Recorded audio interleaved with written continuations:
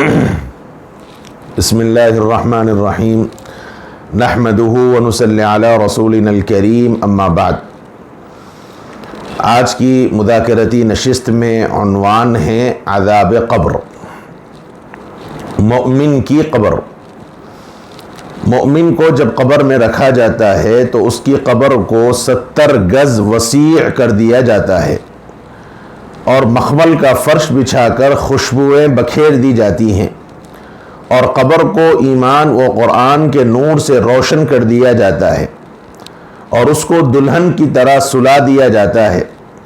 اب اس کو اس کا محبوب ہی بیدار کرے گا۔ کافر کی قبر کو اتنا تنگ کر دیا جاتا ہے کہ اس کی پسلیاں ایک دوسرے میں گھس جاتی ہیں اور اونٹ کی گردن جیسے سانپ اس پر چھوڑ دیے جاتے ہیں جو اس کا گوشت کھاتے رہتے ہیں، اور گونگے بہرے فرشتے ہتھوڑے سے اس کی پٹائی کرتے رہتے ہیں۔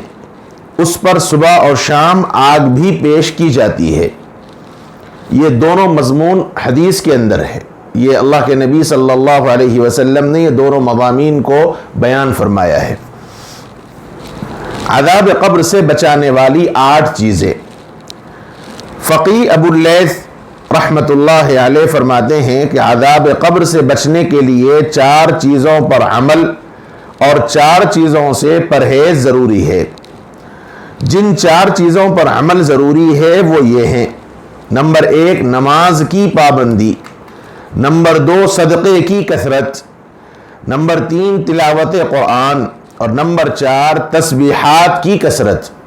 یہ چیزیں قبر کو روشن اور وسیع کرتی ہیں۔ جن 4 باتوں سے بچنا ضروری ہے وہ یہ ہیں: نمبر 1 جھوٹ، نمبر 2 خیانت، نمبر 3 چغلی، اور نمبر 4 پیشاب کی چھینٹیں۔ رسول اللہ صلی اللہ علیہ وسلم نے فرمایا کہ پیشاب کی چھینٹوں سے بچو، عام طور پر اسی کی وجہ سے عذاب قبر ہوتا ہے۔ اس میں ایک جو لفظ آیا ہے چغلی، چغلی کا مطلب ہے ایک کی بات دوسرے کو جا کر نقل کرنا، اور مقصد برائی پیدا کرنا، مقصد توڑنا، کاٹنا۔ ایک ہوتا ہے کسی کے متعلق جا کے بات بولنا، اگر اچھائی ہے، مقصود اس کی اصلاح ہے تو یہ تو بہتر ہے، لیکن 2 لوگوں میں نفرت ڈالنے کے واسطے، 2 لوگوں کے درمیان کاٹنے کے واسطے ایک اس کے بات کے بارے میں اس کو دوسروں کے خلاف بھڑکانا، اس کی بات دوسرے کے سامنے جا کے نقل کرنا، یہ چغلی کہلاتا ہے۔ اللہ کو 4 باتیں ناپسند ہیں۔ نمبر 1 نماز میں کھیلنا، نمبر 2 قرآن کی تلاوت کرتے وقت لغو باتیں کرنا، نمبر 3 روزے کی حالت میں جماع کرنا، نمبر 4 قبرستان میں ہنسنا۔ قرآن کی تلاوت کرتے وقت لغو باتیں کرنے میں یہ بھی داخل ہے، جیسے ہمارے عرف میں آج کل لوگوں کا مزاج ہے، دکان پہ گئے، قرآن کھول دیا، ٹی وی پہ قرآن لگا دیا، سورہ بقرہ چل رہا، گراج بھی چل رہا، باتیں چل رہی، موبائل میں سورہ لگا دیا، باتیں چل رہی ہیں، سب کام چل رہے ہیں، یہ بھی لغو ہے۔ قرآن کا مقصد ہے انسان بالکل مکمل متوجہ ہو کر قرآن سنے۔ قرآن صرف برکت کے واسطے لگا دیا جائے اور بقیہ ہم سب اپنے کام کرتے رہیں، یہ اللہ کو ناپسند ہے اور یہ بھی لغو کام کے اندر داخل ہوتا ہے۔ ایک عمدہ مقولہ محمد ابن سماک رحمت اللہ علیہ نے قبرستان کی جانب دیکھ کر فرمایا، اس قبرستان کا سکوت یعنی خاموشی اور قبروں کی برابری تمہیں دھوکے میں نہ ڈالے۔ اس میں کتنے ہی مغموم و پریشان ہیں اور ان قبر والوں میں بہت ہی تفاوت ہے۔ عقل مند ہے وہ شخص جو قبر میں داخل ہونے سے پہلے اس کی تیاری کر لے۔ یعنی قبرستان میں عام طور پر خاموشی ہوتی ہے، تو محمد ابن سماک رحمت اللہ علیہ نے فرمایا کہ یہ مت سمجھو کہ اس کی خاموشی سے کہ سب لوگ مطمئن ہیں، سکون ہے، آرام ہے، اس لیے کہ وہ اندر کے حالات ہیں۔ بظاہر اوپر سکون نظر آ رہا، لیکن اندر بہت سے لوگ ہیں جو مغموم ہیں، پریشانی کی حالت کے اندر ہیں۔ اس لیے عقل مند وہ آدمی ہے جو موت سے آنے سے پہلے موت کی تیاری کر لے۔ ایک عبرتناک واقعہ، حضرت ابن عباس رضی اللہ عنہما کے پاس کچھ لوگ آئے اور کہا کہ ہمارے ایک ساتھی کا انتقال ہو گیا، ہم نے دفن کرنے کے لیے قبر کھودی تو اس میں ایک کالا سانپ نظر آیا، دوسری مرتبہ پھر تیسری مرتبہ قبر کھودی تو ان دونوں میں بھی ویسا ہی سانپ موجود ہے. اب ہم کیا کریں؟ فرمایا کہ ان میں سے ہی کسی ایک قبر میں دفن کر دو. یہ سانپ اس کے کسی عمل کے نتیجے میں ہے. اگر ساری دنیا میں بھی قبریں کھودو گے تو ہر قبر میں یہی سانپ موجود پاؤ گے. چنانچہ ساتھیوں نے دفن کر دیا اور واپسی میں اس کی بیوی سے اس کے حالات دریافت کیے تو بیوی نے کہا کہ وہ غلے کی تجارت کرتا تھا. غلے کا مطلب اناج وغیرہ، گیہوں وغیرہ کی. روزانہ کھانے کے لیے غلہ نکالتا اور اس کے بقدر کنکری اور لکڑی وغیرہ ملا دیتا تھا. یعنی جو بیچنے والی چیز ہے اپنی ضرورت کا سامان نکال کے پھر اس کو لیول کرنے کے واسطے کچرا مٹی کچھ بھی اس میں ڈال دیا کرتا تھا. تو قبر کا سانپ اسی کا نتیجہ تھا. تو معلوم ہوا کہ جو لوگ بزنس کرتے ہیں، لوگوں کو فراڈ کرتے ہیں، دھوکہ دیتے ہیں، وہ یہ سمجھتے ہیں کہ صاحب میں اس میں چال چل دیا، میں سامنے والے پہ کو الو بنا دیا، تو بظاہر الو بنا دیا، سامنے والے کو بظاہر بیوقوف بنا دیا، لیکن اصل اس کا جو وبال آخرت میں ہوگا وہ اس واقعے سے پتہ چلتا ہے. زمین کی پکار. زمین روزانہ 5 مرتبہ پکارتی ہے، اے انسان تو میری پشت پر چلتا ہے اور ایک دن میرے پیٹ میں جائے گا. اے انسان تو میری پشت پر طرح طرح کی چیزیں کھاتا ہے اور میرے پیٹ میں تجھ کو کیڑے مکوڑے کھائیں گے. اے انسان تو میری پشت پر ہنستا ہے، عن قریب میرے پیٹ میں جا کر روئے گا. اے انسان تو میری پشت پر خوش ہوتا ہے، کل کو میرے پیٹ میں غمگین ہوگا. اے انسان تو میری پشت پر گناہ کرتا ہے، میرے پیٹ میں تجھ کو سزا دی جائے گی. عبرتناک قصہ. عمر بن دینار رحمت اللہ علیہ فرماتے ہیں کہ مدینے میں کوئی شخص تھا اور وہیں کسی محلے میں اس کی بہن رہتی تھی. بہن کا انتقال ہو گیا. دفن کرنے کے بعد گھر آ کر خیال آیا کہ روپیوں کی تھیلی قبر میں گر گئی. کسی کو ساتھ لے کر قبرستان گیا، قبر کھولی، تھیلی مل گئی. بھائی نے اس شخص سے کہا ذرا اور کھولو دیکھوں بہن کا کیا حال ہے. چنانچہ کھول کر جھانکا تو دیکھا کہ آگ بھڑک رہی ہے. فوراً قبر کو بند کر دیا اور والدہ سے بہن کا حال دریافت کیا. والدہ نے منع کیا لیکن بھائی کے اصرار پر بتایا کہ تمہاری بہن نماز کو ٹال کر پڑھتی تھی، یعنی ابھی پڑھوں گی، کل پڑھوں گی، ابھی پڑھتی ہوں یہاں تک کہ وقت نکل جائے.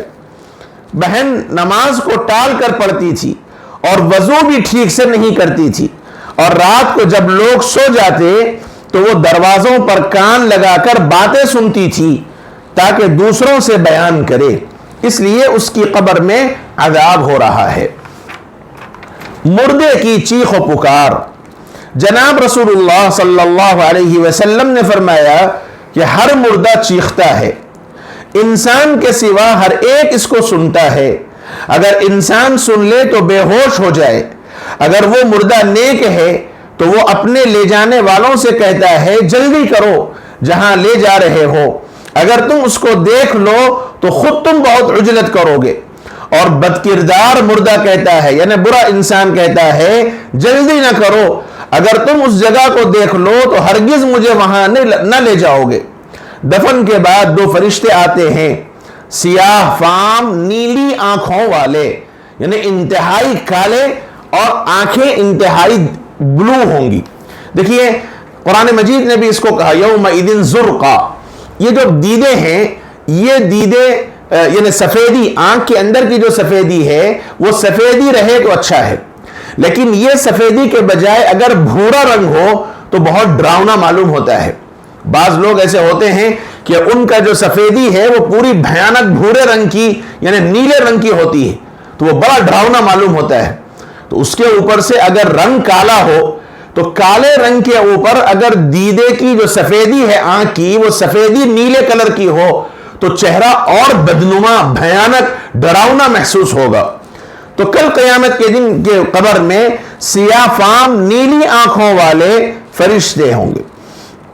سر کی جانب سے نماز روکتی ہے، کہتی ہے ادھر سے نہ آؤ، کیونکہ اس قبر کے خوف سے راتوں کو یہ شخص نماز میں مشغول رہتا تھا. یعنی وہ فرشتے آئیں گے عذاب دینے کے واسطے تو سرانے اگر سر کے پاس سے وہ نیلے آنکھوں والا فرشتہ آئے گا ڈرانے کے واسطے تو نماز روکے گی، نکلے یہاں سے، یہاں نہیں آنا ہے۔ یہ لوگ یہ اس قبر سے ڈرتے ہوئے راتوں کو اٹھ کے نماز پڑھتا تھا، تو یہ روکتی ہے۔ پیروں کی جانب سے والدین کی اطاعت مانع ہوتی ہے، یعنی اگر وہ فرشتہ پیروں کے پاس سے آئے گا تو اگر بندہ زندگی کے اندر والدین کا فرما بردار تھا، ماں باپ جیسے کہے ویسے سنتا تھا، تو ایسا آدمی یہ والدین کی اطاعت اس فرشتے کو آنے سے روکے گی۔ اب وہ فرشتہ وہاں سے دائیں طرف سے آئے گا تو دائیں جانب سے صدقہ روکے گا، اللہ کے راستے میں صدقہ خیرات جو کرتا تھا وہ صدقہ مانع بن جائے گا، وہ روکے گا فرشتے کو۔ اب انہیں بائیں طرف سے آئے گا تو بائیں طرف سے روزہ روکتا ہے، گویا اب کوئی راستہ نہیں ملے گا۔ سرانے سے آئیں گا تو نماز روکے گی، بائیں طرف پیروں کے پاس سے آئے گا تو والدین کی اطاعت اور فرما برداری روکے گی، دائیں طرف سے آنے کی کوشش کرے گا تو پھر ایسی صورت میں صدقہ اور خیرات بندے کو یعنی اس فرشتے کو آنے سے روکے گی۔ اب ایک ہی راستہ بچا ہے بائیں طرف سے، تو بائیں طرف سے وہ آنے کی کوشش کرے گا تو روزہ اس کے لیے مانع بنے گا، یعنی یہ اعمال ایسے ہوں گے جو عذاب کے فرشتے کو عذاب دینے سے روک دیں گے۔ اس لیے صاحب کتاب کہتے ہیں زندگی چند روزہ ہے، آج زندگی اور تندرستی میں موقع ہے کہ قبر اور حشر کے لیے کچھ کر لیا جائے۔ مرنے کے بعد قبر میں انسان کچھ نہ کر سکے گا، ایک مرتبہ کلمہ شہادت یا کوئی تسبیح پڑھنا چاہے گا تو اجازت نہیں ملے گی۔ اگر اس نے دنیا میں کچھ نہ کیا ہے، دنیا کی زندگی رأس المال اصل پونجی کی طرح ہے، اس کے ہوتے ہوئے انسان سب کچھ کر سکتا ہے۔ جس طرح پونجی ختم ہونے کے بعد تجارت کرنا دشوار ہو جاتا ہے، اسی طرح زندگی ختم ہو جانے پر کوئی عمل کرنا ناممکن ہو جائے گا۔ یعنی بزنس کرنے کے واسطے اصل چیز انویسٹمنٹ ہے۔ آپ کے پاس انویسٹمنٹ کی رقم اگر ہے تو آپ ابھی نہیں تو کل صحیح، کل نہیں تو پرسوں صحیح، پورا نہ صحیح تھوڑا صحیح کچھ تو کر سکیں گے۔ لیکن اگر ایسا ہو جائے کہ بزنس میں لاس ہو جائے اور اتنا خطرناک لاس ہو جائے کہ آپ کا انویسٹمنٹ ہی پورا ختم ہو گیا، تو اب آپ کیا کر سکیں گے؟ کوئی تجارت نہیں کر سکیں گے۔ فرمایا کہ زندگی بھی ایسے ہی ہے، یہ زندگی گویا تمہارا انویسٹمنٹ ہے۔ جب تک انویسٹمنٹ ہے تو عمل جتنا چاہو کر سکتے ہو، جیسے تجارت کر سکتے ہو ایسے ہی یہ بھی کر سکتے ہو۔ لیکن جب زندگی ختم ہو جائے، انویسٹمنٹ ختم ہو جائے تو اب دوسروں کے ڈگر پر رہنا پڑے گا، محتاج بن جاؤ گے۔ ایسے ہی زندگی ختم ہو گئی تو پھر اب انسان کوئی عمل نہیں کر سکے گا، وہ دوسروں کا پابند بن جائے گا۔ اسی طرح زندگی ختم ہو جانے پر کوئی عمل کرنا ناممکن ہو جائے گا۔ آج محنت کر کے کچھ کمانے کا وقت ہے تو انسان غافل ہے، کل انسان کچھ کرنے کی خواہش کرے گا لیکن وقت نکل چکا ہوگا۔ جیسے کہتے ہیں کہ گرنے کے بعد، ٹھوکر لگنے کے بعد ہی احساس ہوتا ہے، ٹھوکر لگنے سے پہلے نہیں ہوتا۔ اس لیے کل جب انسان کی روح قبض ہو جائے گی، اب وہاں انسان کوشش کرے گا اور وہاں پچھتائے گا کہ کاش کچھ عمل کر لیتا، لیکن اب کچھ کام نہ آئے گا، الا یہ کہ اگر اولاد صالح ہو یا زندگی کے اندر کوئی نیک کام کر رکھا ہو تو پھر اس کے اجرات، اس کے اجر اور اس کا ثواب انشاءاللہ انسان کو ملے گا۔ اس لیے قرآن کہتا ہے فَاعْتَبِرُوا يَا أُولِي الْأَبْصَارِ، اے عقل مندو عبرت حاصل کر لو۔ یہ تو قبر اور کے حالات ہیں۔ اب آگے کا مرحلہ ہے کل قیامت کے دن اللہ کے سامنے پیشی ہوگی، قیامت کا منظر ہوگا۔ قیامت کیسے ہوگی؟ قرآن نے بار بار قیامت سے متعلق ڈرایا ہے۔ قیامت کا بڑا ہولناک منظر ہے، بڑا خطرناک منظر ہے۔ آگے صاحب کتاب نے قیامت سے متعلق کچھ منظر کشی کی ہے تاکہ اسٹیپ بائی اسٹیپ ہمیں آگے آنے والے حالات اللہ کے نبی صلی اللہ علیہ وسلم اور بزرگان دین کے ارشادات کے نتیجے میں سمجھنے میں سہولت اور آسانی ہو۔ اللہ کرے ہم سب کو اعمال صالحہ کرنے، قبر کی تیاری کرنے اور کہ اللہ تعالیٰ توفیق دے، اور قیامت کے ہولناک مناظر سے اللہ تعالیٰ ہم سب کی حفاظت فرمائے۔ کل کے عنوان میں انشاءاللہ قیامت کا ہولناک منظر آپ کے سامنے آئے گا۔ اللہ مجھے بھی، آپ کو بھی، ہمارے سارے گھرانے اور خاندان کو عمل صالح کی توفیق نصیب فرمائے۔ وآخر دعوانا ان الحمد للہ رب العالمین۔